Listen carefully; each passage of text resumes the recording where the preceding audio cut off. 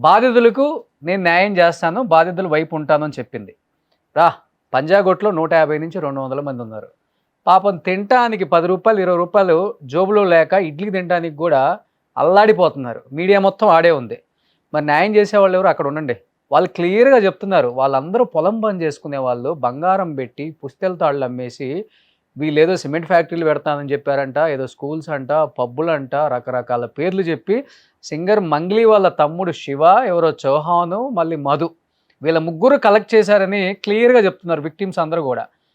ఇప్పుడు మేమెవరో వెళ్ళి మేము మీ మీద మిమ్మల్ని బ్లేమ్ చేయడం గాదు.